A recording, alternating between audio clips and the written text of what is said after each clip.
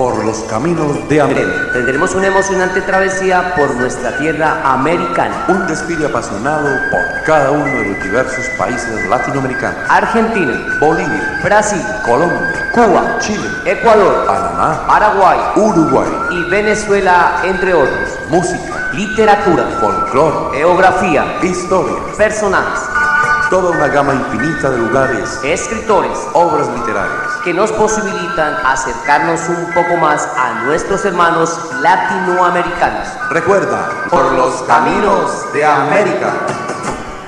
Muy buenos días, sean bienvenidos nuevamente a nuestro programa Por los Caminos de América, el programa que se emite desde la ciudad de San José del Guaviare, puerta de la esperanza colombiana para el mundo, a través del dial de Juventud Estéreo 104.7, emisora comunitaria que siempre estará de moda. Un abrazo fraternal para todas las chicas, los chicos de las instituciones educativas de nuestro departamento y especialmente a los jóvenes de la institución educativa Santander y a su comunidad educativa en general.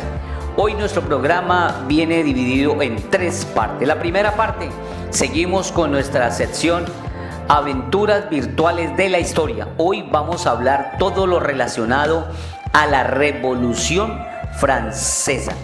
La segunda parte estará dedicada a píldoras de la historia. Traemos un capítulo muy hermoso titulado Tierra sin Hombres, para conocer la realidad, las problemáticas del pueblo latinoamericano.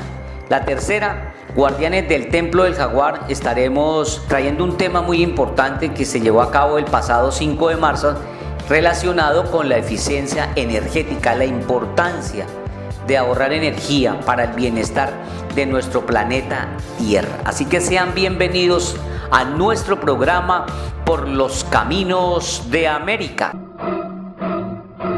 Por los Caminos de América presenta Aventuras Virtuales de la Historia. La Revolución Francesa. La Revolución Francesa fue un movimiento político, social e ideológico que se desarrolló en Francia desde 1789 a 1804. Se inició con la toma de la Bastilla el 14 de julio de 1789 y culminó con la coronación de Napoleón Bonaparte como emperador de los franceses el 2 de diciembre de 1804. La Revolución Francesa tuvo como protagonistas a opositores y partidarios del antiguo régimen. Este sistema político, social y económico se caracterizaba por la monarquía absoluta y una sociedad estamental dividida legalmente en sectores privilegiados y no privilegiados. La Revolución Francesa puso fin al absolutismo, el feudalismo, la servidumbre y los privilegios del clero y la nobleza. Sus lemas fueron libertad, igualdad y fraternidad. Junto a la Revolución Industrial, marca el comienzo a una nueva época de la historia europea conocida como Edad Contemporánea. Causas y consecuencias de la Revolución Francesa. Causas. Las principales causas de la Revolución Francesa fueron las siguientes. Primera, las arbitrariedades de un absolutismo monárquico que oprimía a la mayoría de los súbditos. Segunda, una desigualdad social debido a las fuertes cargas, impuestos, tributos y diezmos que recaían sobre los campesinos franceses, quienes con su trabajo debían mantenerse a sí mismos y a los grupos privilegiados como la nobleza y el clero. Tercera, el descontento de sectores intelectuales por la falta de derechos y libertades. Estos intelectuales estaban muy influidos por las ideas de la Ilustración. Cuarta, la crisis económica y financiera en la que se encontraba Francia. Los excesos de gastos de la corona y los gastos provenientes de la participación en la guerra por la independencia de Estados Unidos habían provocado un déficit presupuestario. Quinta, una serie de malas cosechas que provocaron aumentos desmedidos del precio del pan, que era el principal alimento de los sectores populares. Y sexta, las aspiraciones de una burguesía en ascenso que deseaba que su posición económica se correspondiera con su situación social y sus derechos políticos. Consecuencias. Las principales consecuencias de la Revolución Francesa fueron las siguientes. Primera, fin del sistema feudal. La Revolución Francesa suprimió todas las expresiones del feudalismo, entre ellas la servidumbre, el pago de tributos, los privilegios del clero y la nobleza. Segunda, declaración de nuevos derechos individuales, libertad, igualdad ante la ley, abolición de la esclavitud, entre otros. Estas ideas se expandieron por toda Europa e influyeron sobre los líderes de las revoluciones de independencia en América. Tercera, supresión de la monarquía absoluta y establecimiento de un sistema republicano con división de poderes, elección de los funcionarios por parte del pueblo y duración limitada en los cargos públicos. Cuarta, ascenso de la burguesía, que paulatinamente se transformó en el grupo social predominante en Francia. Quinta, extensión de la guerra en Europa debido al intento de las monarquías del continente de unirse para restaurar el antiguo régimen. Sexta, ascenso al poder de Napoleón Bonaparte como consecuencia de las victorias militares contra las potencias extranjeras. El resultado fue paradójico. Napoleón salvó a la Revolución Francesa de sus enemigos exteriores para luego terminar con ella y reemplazarla por un sistema monárquico imperial. Tras su derrota, se restauró la monarquía absoluta y Luis XVIII fue coronado como rey de Francia. Etapas de la Revolución Francesa. La Revolución Francesa se puede dividir en las siguientes etapas. Etapa monárquica. Comprende los inicios de la revolución desde 1789 hasta 1792, cuando se abolió la monarquía. Estados Generales. Era una asamblea que se reunía en momentos de crisis y en la que representantes de los tres estados o estamentos de la sociedad francesa transmitían sus necesidades o escuchaban las de la corona. En el reinado de Luis XVI, este convocó a los Estados Generales para solicitar un aumento de los impuestos y que los nobles los empezaran a pagar. Pero los representantes del tercer estado, integrado por banqueros, comerciantes, artesanos, campesinos y sectores populares urbanos, aprovecharon la convocatoria para solicitar el voto individual en lugar del tradicional voto por estamentos. Como este pedido fue rechazado tanto por el rey como por los dos primeros estados, integrados por el clero y la nobleza, el tercer estado se retiró de los Estados Generales y formó una Asamblea Nacional. Asamblea Nacional. El rey Luis XVI intentó disolver por la fuerza la Asamblea Nacional, pero el 14 de julio de 1789, los sectores populares de la ciudad de París tomaron por asalto la Bastilla, una fortaleza en la que la monarquía guardaba armas y encarcelaba a los opositores. La toma de la Bastilla salvó a la Asamblea Nacional, que pudo seguir sesionando para suprimir el feudalismo y los derechos y privilegios de la nobleza. Asamblea Constituyente. La Asamblea Nacional, transformada en Asamblea Constituyente, proclamó la Declaración de los Derechos del Hombre y del Ciudadano y sancionó la Constitución de 1791. Esta Constitución creó la monarquía parlamentaria al establecer la división de poderes y una asamblea legislativa que se encargaría de la sanción de las leyes. En la monarquía parlamentaria, solo un sector del tercer estado, la burguesía, tenía derecho a votar a los dirigentes políticos. Asamblea Legislativa. La Asamblea Legislativa estaba dominada por dos facciones políticas. Los girondinos, liderados por Jean-Pierre Brissot, propiciaban un acuerdo entre el rey y los sectores burgueses que pretendían dar por terminada la revolución. Los jacobinos, al mando de Robespierre, eran más radicales ya que querían mejorar la situación de los sectores populares y proclamar la república. En un principio predominó la posición de los girondinos, pero las sospechas de que Luis XVI conspiraba contra otros monarcas para que atacaran Francia provocaron la detención de la familia real y la supresión de la monarquía. Etapa republicana. Se inició con la abolición de la monarquía en 1792 y se extendió hasta 1804. La Convención. En 1792 se conformó un nuevo organismo llamado Convención. Esta asamblea decidió ejecutar al rey Luis XVI en la guillotina, acto que simbolizó el fin de la monarquía. El asesinato del rey provocó la reacción de Gran Bretaña, Holanda, España, Austria y Prusia, que se unieron para acabar con la Revolución Francesa. El temor ante el ataque extranjero fue aprovechado por los jacobinos para tomar el control de la Convención y arrestar a los líderes girondinos. Los jacobinos impulsaron las siguientes medidas. Primero, sanción de la Constitución de 1793, que estableció la República y proclamó el sufragio universal masculino. Segundo, obligación de servir en el ejército para todos los varones entre 25 y 30 años. Esta leve masiva permitió conformar un ejército que derrotó a las potencias europeas y llevó la guerra fuera de las fronteras de Francia. Tercero, establecimiento de precios máximos para los productos de primera necesidad como el pan. Y cuarto, amenaza de ejecutar a toda persona sospechosa de ser contrarrevolucionaria, lo que derivó en más de 50.000 muertos en la guillotina. ¡Hala! Es la casa más grande que he visto en mi vida. Es el Palacio de Versalles, residencia de María Antonieta. Fue famosa sobre todo por una cosa.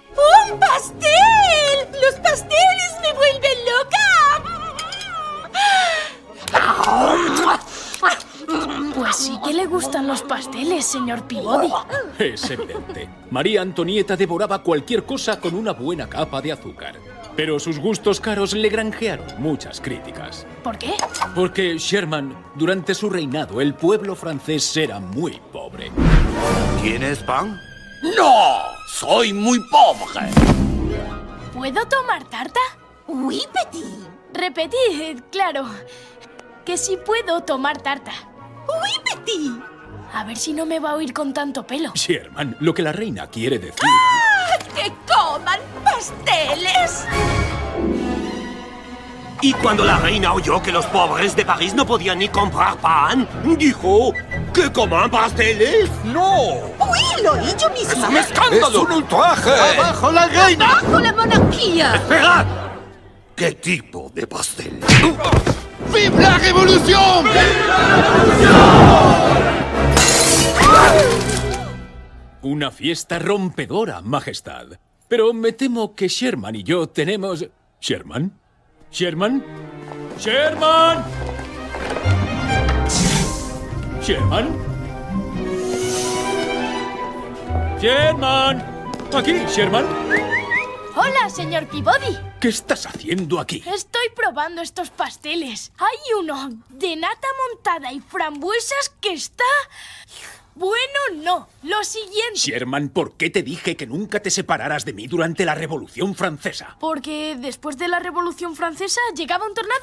Casi, porque después de la Revolución Francesa llega el reinado del terror.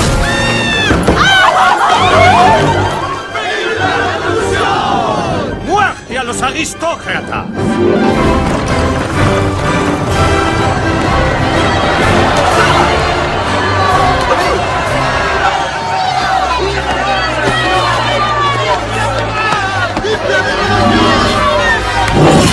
La reina y su pandilla de aristócratas deberán pagar el precio de su glotonería. Los mataremos a todos como si fueran perros, empezando por este. ¡Señor Peabody! ¿Qué puedo hacer? Nada, Sherman. Tú quédate ahí quieto. ¡Pero, señor Peabody! No me va a pasar nada, Sherman. Tú quédate ahí muy quieto.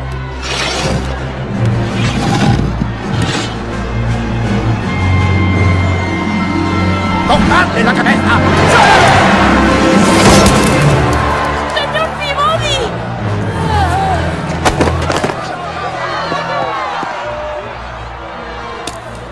es un melón.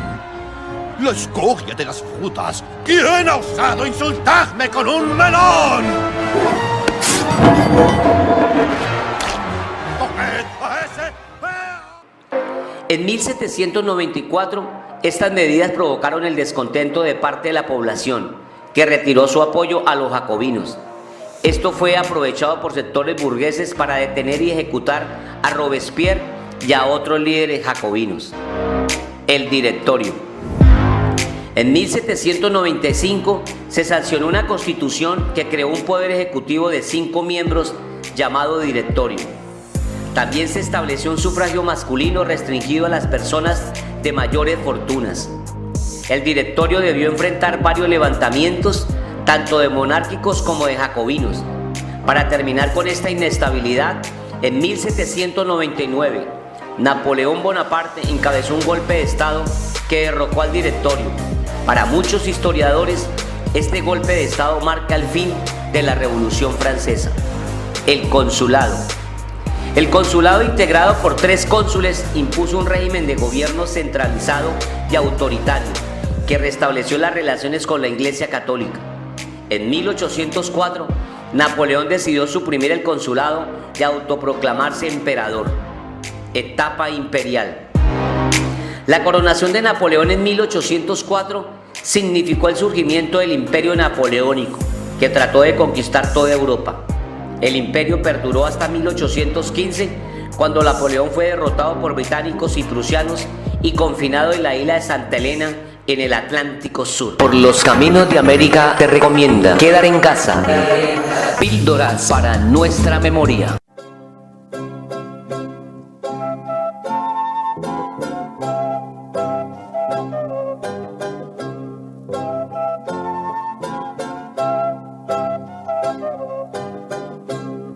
...500 años. Basada en la obra de Eduardo Galeano, Las venas abiertas de América Latina.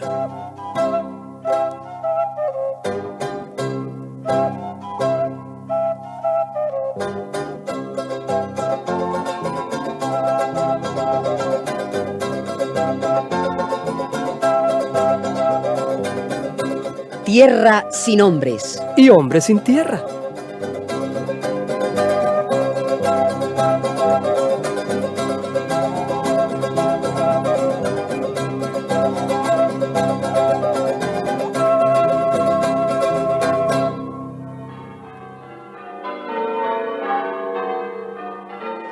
Esta será nuestra bandera. La Virgen irá con nosotros.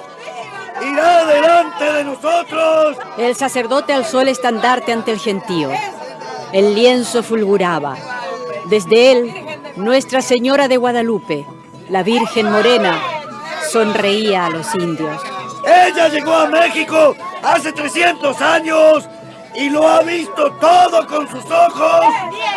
El padre Miguel Hidalgo tenía casi 60 años cuando puso al frente de los indios de su parroquia la bandera de la Virgen de Guadalupe y comenzó la lucha por la independencia de México. Era el año 1810. ¿Y qué es lo que ha visto la Virgen? Ella vio llegar a los españoles, los vio robarse la tierra de los indios. Eran las milpas de maíz de nuestros abuelos y hoy son las haciendas de esos codiciosos terratenientes.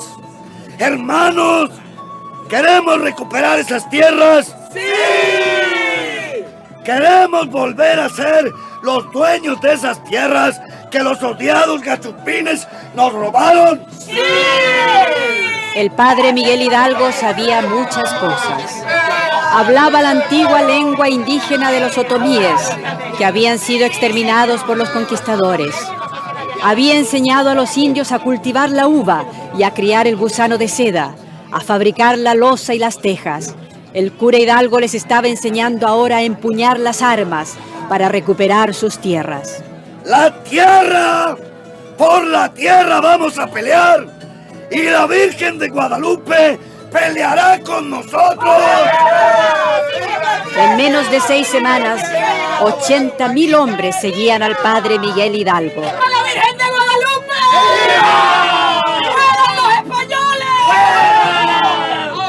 El cura revolucionario, al frente de la avalancha insurgente de indios sin tierra, suprimió los impuestos, decretó la libertad de los esclavos, repartió tierras en Guadalajara y se abalanzó sobre México.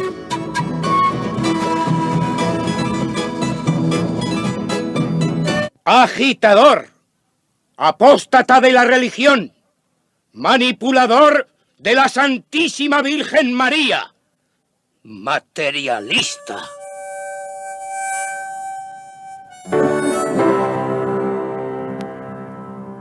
Los obispos de México, que eran españoles y eran también grandes terratenientes, lo calumniaron, lo persiguieron. El obispo de Michoacán lo excomulgó y lo mandó a fusilar.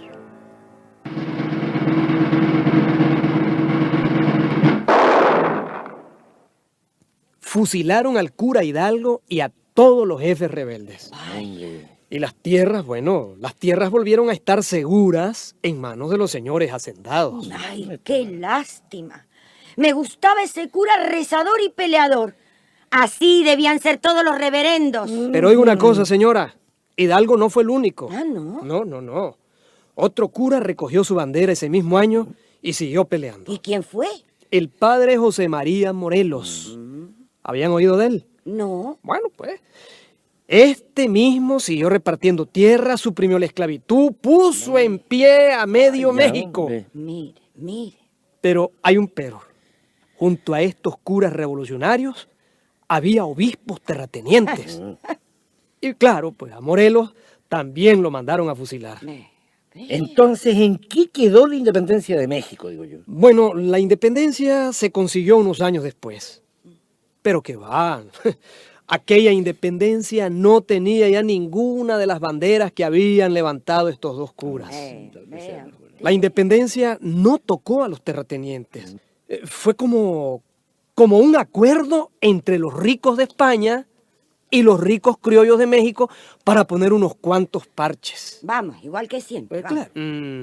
Pero el que no cambia el latifundio, no cambia nada.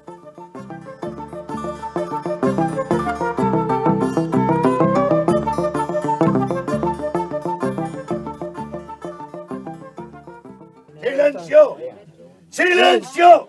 Se acusa a los latifundistas de América Latina. A todos se les acusa de bienes mal habidos.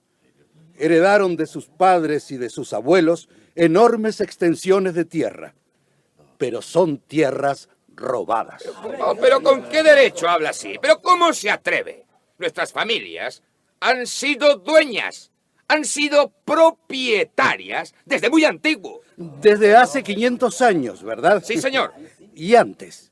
¿De quién era? Bueno, eso ya no importa, eso es agua pasada. Pero mire, aquí están los títulos de propiedad. Los papeles son los que cuentan. A los papeles me remito. Pues yo me remito a la historia. En la historia constan los hechos. Los españoles y los portugueses llegaron aquí. Pusieron a los indios a hacer trabajos forzados en las minas y en las plantaciones. Y se quedaron con las tierras. Así arrebataron las tierras de comunidades enteras. Así se hicieron propietarios de la noche a la mañana. Millones de hectáreas robadas. ¿Pero por qué sigue hablando de robo? Nosotros heredamos esas tierras de nuestros abuelos. Pero sus abuelos se las robaron a los indios. Y el que hereda a un ladrón y no devuelve lo robado es tan ladrón como el primero. No, señor, ¿pero qué está diciendo? No, Se señor. acusa a los latifundistas de América Latina. Se les acusa de traición a la patria. Ah, pero es lo que faltaba por oír. Si fuimos nosotros los que logramos la independencia de España. Nosotros alzamos, nosotros levantamos la bandera de la patria. Pero la patria no es una bandera. La patria es la tierra. Y ustedes alzaron las banderas y cantaron los himnos, pero no entregaron la tierra robada. Así traicionaron a los pobres, a los que de verdad derramaron su sangre por la independencia. Presentan esta acusación Juan, María, el Chepe, Felipe, Juliana. La lista es muy larga. Todos ellos, campesinos sin tierra de América Latina. Acusación aceptada. Continúa la sesión.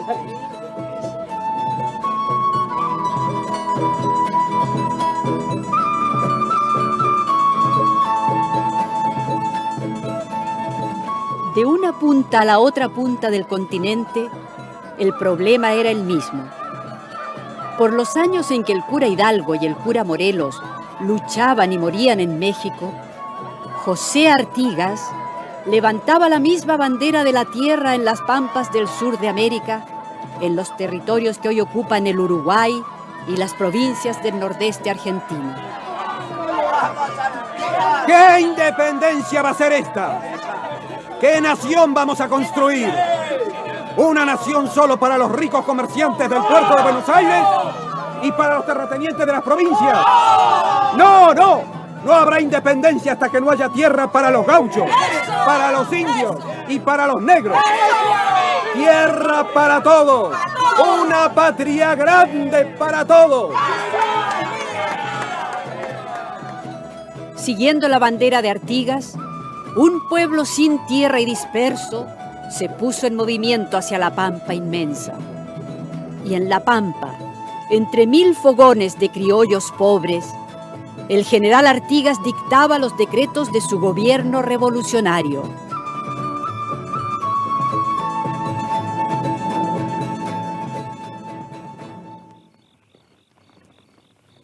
Se quitarán las tierras, todas las tierras que sobren a cualquier propietario, y sin pagarles un peso.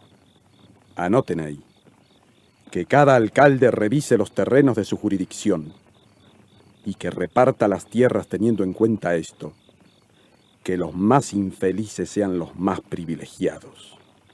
Escriban que todos, los negros, los zambos, los indios, los criollos pobres, todos serán propietarios. Así nació, en 1815, la primera reforma agraria de América Latina.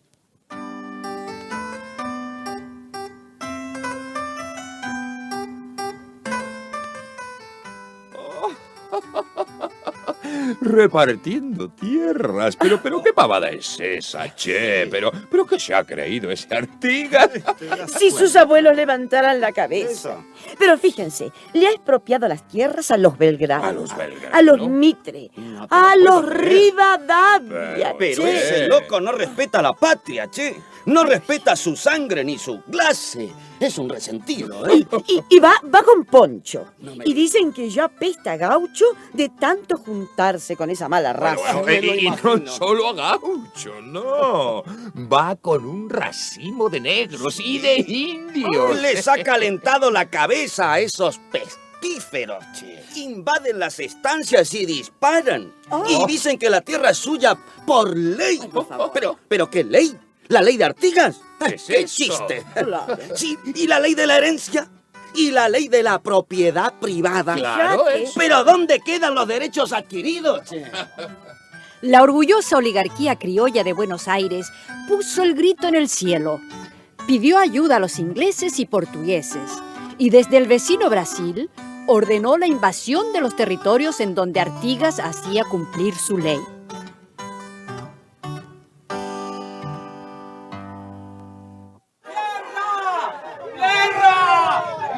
¡Por la tierra, hermanos! ¡Por nuestra tierra! ¡Tierra! ¡Tierra! La resistencia de los campesinos duró 4 largos años.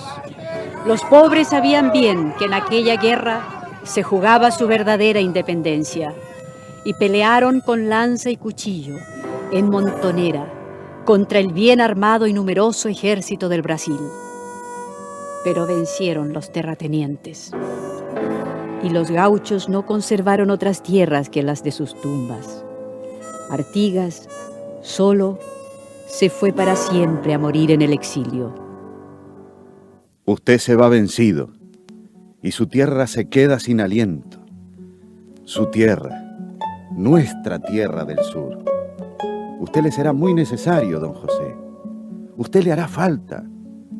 Porque usted, don José Artigas, con su poncho rotoso, usted, general de los sencillos, es la mejor palabra que el Uruguay ha dicho.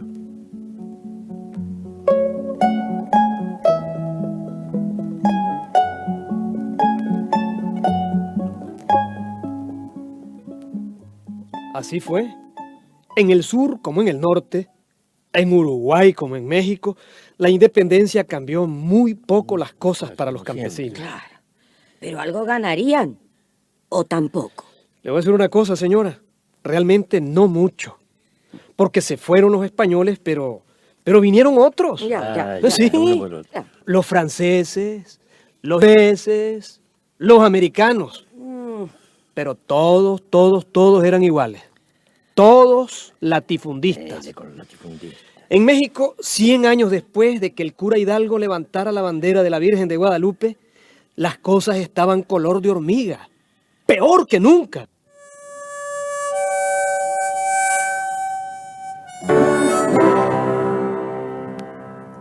La situación de los campesinos mexicanos en 1910 era insostenible. 840 latifundistas, muchos de ellos norteamericanos, eran dueños de prácticamente toda la tierra que se cultivaba en el país. Las haciendas de los terratenientes de México estaban consideradas como los latifundios más extensos, no solo de América, sino de todo el mundo. Una sola compañía norteamericana, la Hartford Company, era dueña de más de 11 millones de hectáreas de tierra mexicana. De los 15 millones de mexicanos, 12 dependían de los salarios rurales. Los salarios rurales no habían aumentado ni un solo centavo en más de 100 años.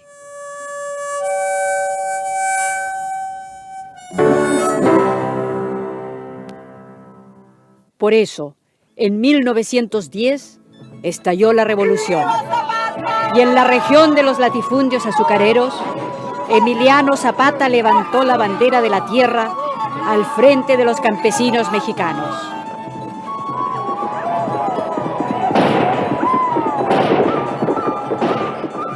¡Tierra, hermanos! ¡Tierra! Mientras acá nos morimos de hambre sin un elote para echarnos a la panza, los caballos de carrera de los señoritos hacendados viven en establos de puritito mármol. Yo lo he visto con mis propios ojos. Así no puede ser, hermanos. No puede ser. Hombres del sur, vale más morir de pie que vivir de rodillas. ¡Viva Zapata!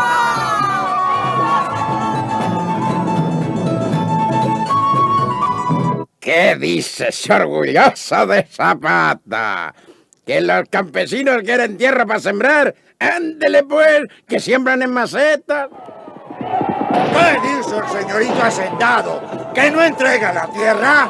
Pues dígale que la tierra se reparte con un rifle. ¡Viva Zapata! ¡Viva! ¡Tierra y libertad!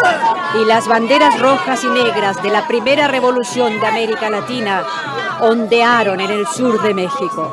Vamos a hacer una ley agraria y vamos a hacer un ejército de campesinos para defender esa ley agraria. ¡Viva Zapata! ¡La tierra es de quien la trabaja! ¡Viva!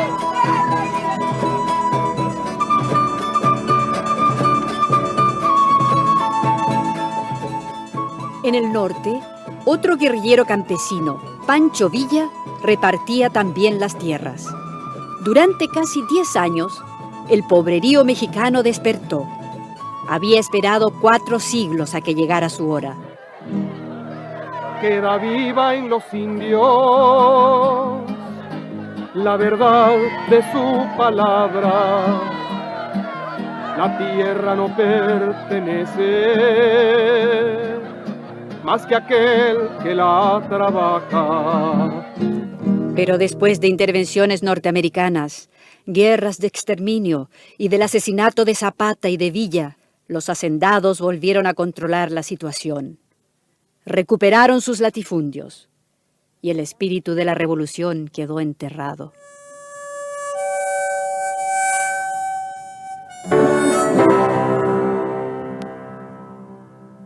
Y tanto que se oye a veces de la Revolución Mexicana, Y hasta un partido revolucionario tienen. Es cierto. Pero, por lo visto, eso es solo una revolución de boquilla. Ciertísimo, ciertísimo. De boquilla y de papeles. Pero aquellas banderas no se perdieron. No. Las banderas campesinas son, ¿cómo podría decirle? Son como las semillas. Eso, como las semillas. Cuando parece que las entierran, repuntan con más fuerza. Mire, solo unos años después de Zapata, levantó la bandera el general Sandino, el general de los hombres libres.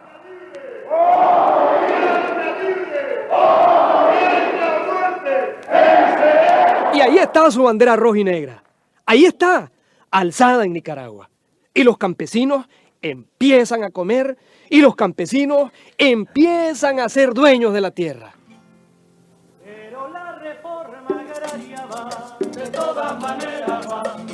Pero la reforma agraria va, de todas maneras va. La revolución cubana también alzó la bandera rojinegra y empezó precisamente con una ley de reforma agraria repartiendo la tierra a los campesinos.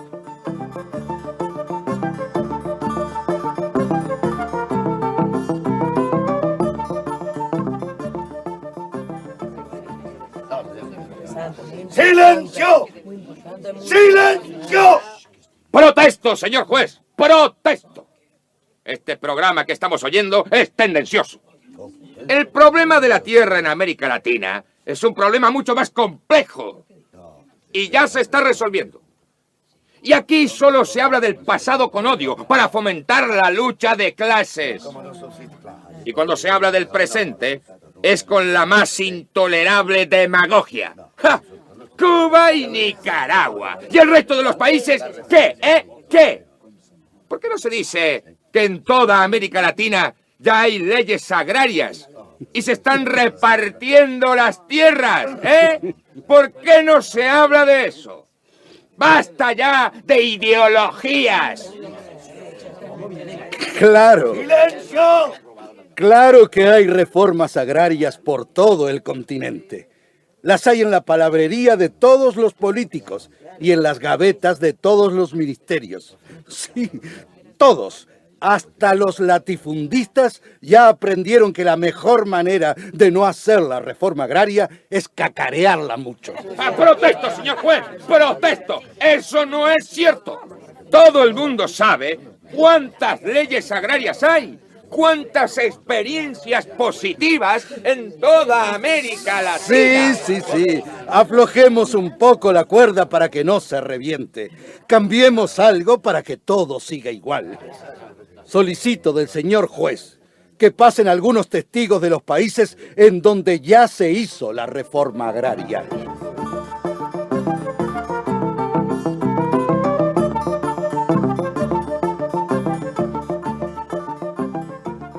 Bem, en el Brasil somos 10 millones de familias sin tierra, sin nada.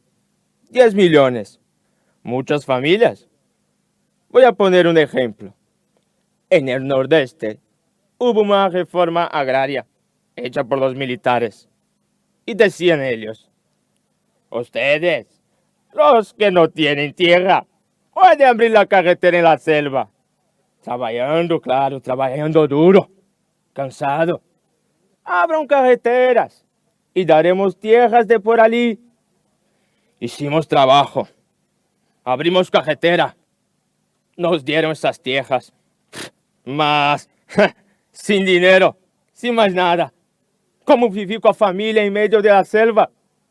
Perdido entre los monos, a 3.000 kilómetros de las ciudades. Fracaso, fracaso grande fue aquella reforma agraria. Oh, grande mentira,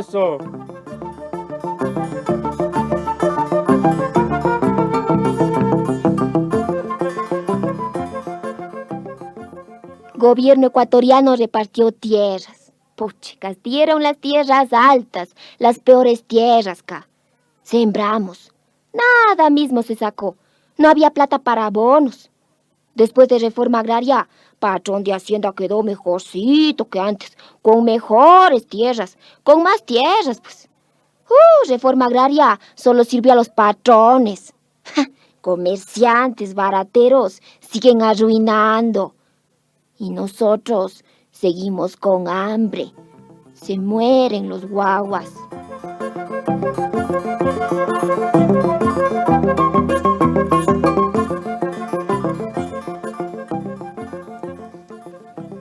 La reforma agraria en la República Dominicana. Papel guindado en la pared del bojío. Eso fue lo que me tocó a mí. La tierra. Ni de lejos la vi. Pero me dieron el título. Me apuntaron el nombre como beneficiado por la ley. Bueno. Y a mi compadre le dieron la tierra, pero el crédito no. Y a otra comunidad le dieron el crédito. Y después la deuda era tan grande que el Banco Agrícola le quitó la tierra. A un paquete de gente la metieron a trabajar en una cooperativa del gobierno. Salieron de un patrón malo para otro peor. Por eso en Dominicana, esa desgracia, ¿sabes cómo la llamamos los campesinos? Reforma agria. No agraria, sino agria. Porque le amargó la vida a todo el mundazo esa maldita vaina.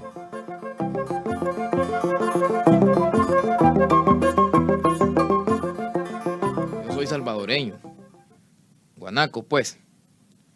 Ustedes saben que mi país, El Salvador, es el más chiquitito del continente. El pulgarcito lo llaman. Pues en ese pulgarcito somos 5 millones de cristianos.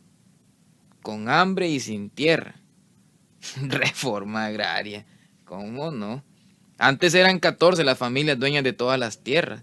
Después de las reformas, son unas 200 las familias dueñas de tierras. Qué galán esa reforma agraria, ¿eh? Y tanto alboroto para eso. No, si es para encachimbarse, con el perdón. De la falta de tierra, de ahí vienen las matancingas, la violencia, ¿verdad? En el 32, peleando por la tierra, mataron a 30,000 campesinos. ¿A 30,000? Eran los tiempos de Farabundo Martí.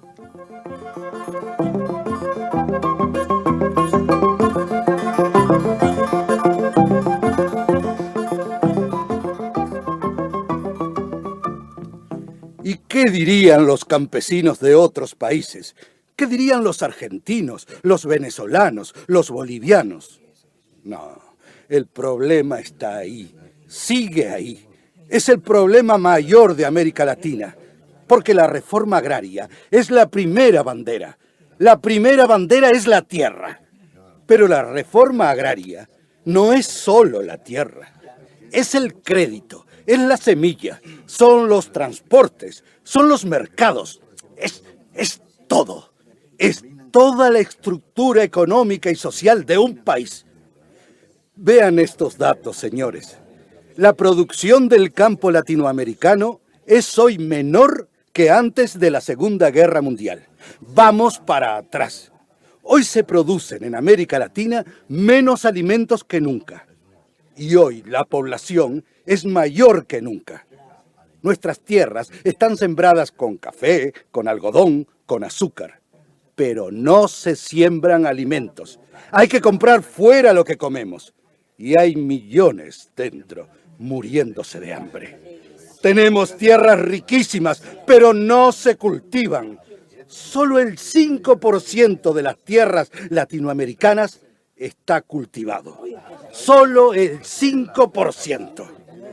¿Qué es esto? El desperdicio de tierra más grande de todo el planeta. Desperdicio de tierras y desperdicio de hombres, porque no hay trabajo en el campo. Tierra sin hombres y hombres sin tierra. Y la poca tierra que se siembra, acaparada por unos cuantos. Esto es un crimen. El latifundio es el pecado original de la colonia. Y es el pecado mortal de nuestro continente. Está matando a millones. Y así no puede ser. ¡Protesto, señor juez! ¡Protesto! Esa información está manipulada. ¡Silencio! Pido la palabra, señor juez. ¡Silencio! Yo también Por pido favor, la palabra. usted, cállese. Señor juez, Usted no también. he terminado todavía. La palabra la tienen ahora Juan, María, el Chepe. Que hablen ellos. Hablen ahora ustedes. Sí, ustedes, los campesinos sin tierra de toda América Latina. Ustedes tienen la última palabra.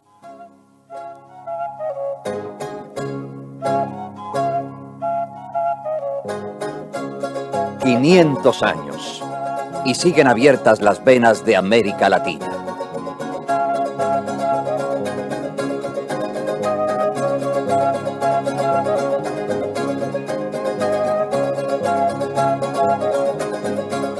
Una producción Coradep, escrita por José Ignacio y María López Vigil.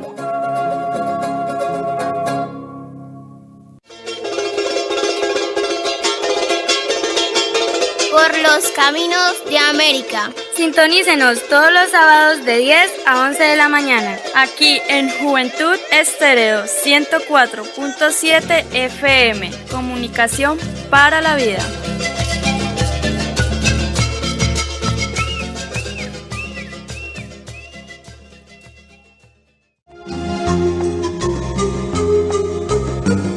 Guardianes del Templo del Jaguar, por un planeta mejor hoy.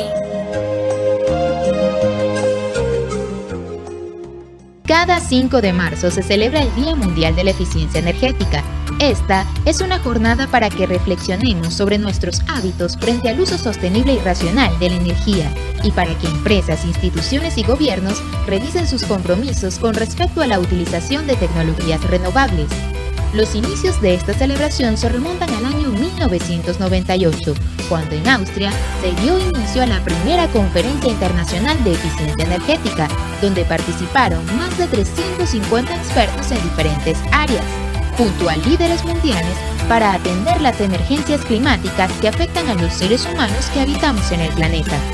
En tal sentido, esta fecha marca un antes y un después en la historia contemporánea del mundo, al destacar el papel protagónico de proteger al medio ambiente como única forma de obtener las diferentes formas de energías necesarias para el desarrollo humano. Juventud Estéreo. Cada vez que hablamos de eficiencia energética, estamos hablando de usar inteligentemente la energía. ¿Cómo? Reduciendo su consumo sin disminuir nuestra calidad de vida. Parece difícil, pero pronto veremos que usar mejor la energía es más fácil de lo que creemos. Día a día, tú y yo consumimos toneladas de energía, desde que nos levantamos y hasta cuando dormimos. También en la industria, la minería, los medios de transporte y el comercio usan energía en todos sus procesos. Pero, ¿qué es la energía? Energía proviene del griego energeia y significa fuerza en acción. Energía es la capacidad de los cuerpos o de un conjunto de cuerpos para efectuar un trabajo. La energía es lo que permite que un cuerpo se mueva o se desplace, o bien que cambie sus propiedades. La energía mueve al mundo. ¿Sabías que la energía no se pierde, solo se transforma? La electricidad se transforma en frío. El gas se transforma en calor. El petróleo se transforma en movimiento. Incluso lo que comemos también se transforma en energía. Ahora bien, existen dos tipos de energía. Las renovables son aquellas que en sus procesos de transformación en energía útil no se consumen ni se agotan. En Chile la más presente es la hidráulica, también existe solar, oceánica o mareomotriz, geotérmica, eólica, biomasa. Y las energías no renovables son aquellas que en sus procesos de transformación y aprovechamiento en energía útil se consumen y se agotan. La energía no renovable más usada en el mundo y en Chile es el petróleo y sus derivados. También está el carbón y el gas natural. Y claro, son las que más usamos. Porque el consumo de energía es uno de los grandes medidores de bienestar social, bienestar que toda nación busca intensamente. Esta presión por la demanda de energía conduce a un crecimiento explosivo a escala mundial. Como consecuencia, estamos emitiendo demasiados gases de efecto invernadero que provocan el cambio climático.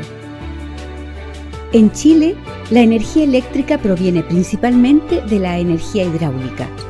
y debemos importar más del 80% de la energía proveniente que usamos, por lo que dependemos de factores externos a la hora de abastecernos. Pero, ¿cuál es el beneficio real de la eficiencia energética? Disminuir la dependencia de otros países por fuentes energéticas externas. Ahorro. Al reducir el consumo energético, se gasta menos en la obtención de la misma.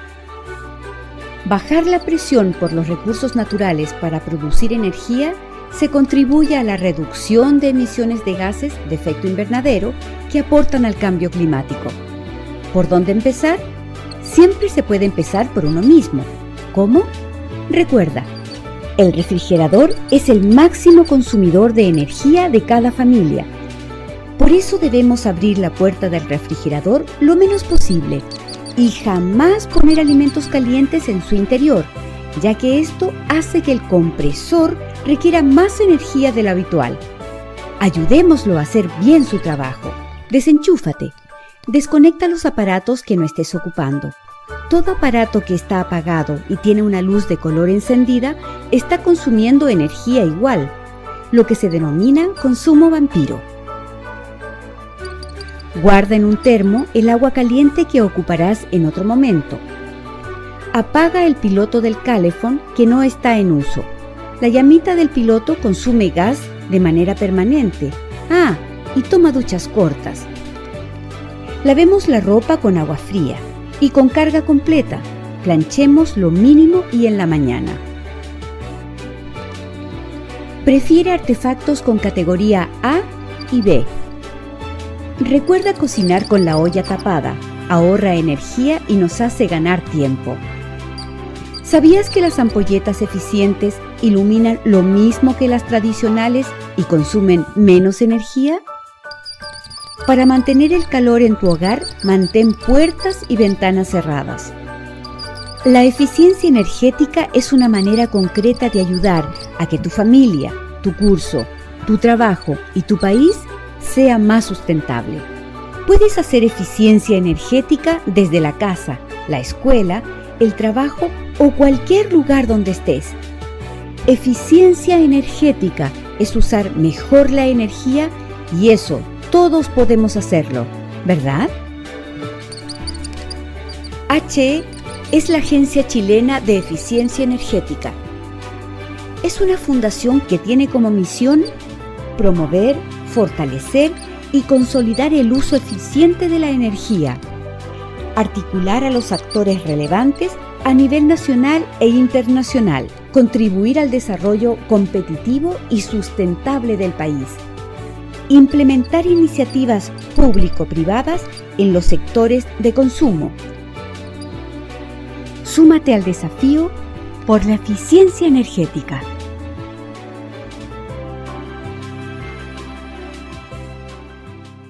De esta manera hemos llegado al final de nuestro programa Por los Caminos de América. El programa que se emite todos los sábados en el horario de 10 a 11 de la mañana a través del dial de Juventud Estéreo 104.7, emisora comunitaria que siempre estará de moda. Agradecemos la fiel sintonía que nos hacen a través de todos los aplicativos TuneIn Radio, Radios o Radio Garden. Enviamos un fraternal saludo allá en la ciudad de Villavicencio, departamento del Meta, a Karel Santiago Valladales, a Ronald Javier, a Mayra, a Caterín, a Samantha, a Blanca Rosa, en la ciudad de Bogotá, a la familia Alfonso González, a la familia González Suaza, y en el municipio de Guayabetal, departamento de Cundinamarca, a la familia Vaquero González. Personas, oyentes fieles a la sintonía de nuestro programa Por los Caminos de América. Reiteramos el saludo fraternal para todos los jóvenes de las instituciones educativas de nuestro departamento. Recordarle a los jóvenes de la institución educativa Santander, a los chicos del grado sexto E, los chicos de los grados octavos y décimo, hay que seguir en la lucha, y para alcanzar grandes metas debemos aprovechar de la riqueza del conocimiento. Esperamos que sigan disfrutando de la mejor programación de nuestra emisora comunitaria, que sigan disfrutando también de este hermoso sábado, Que Dios los bendiga a todos y a todas. Todos los días, acompáñate con la radio comunitaria. Juventud Estéreo. Juventud Estéreo.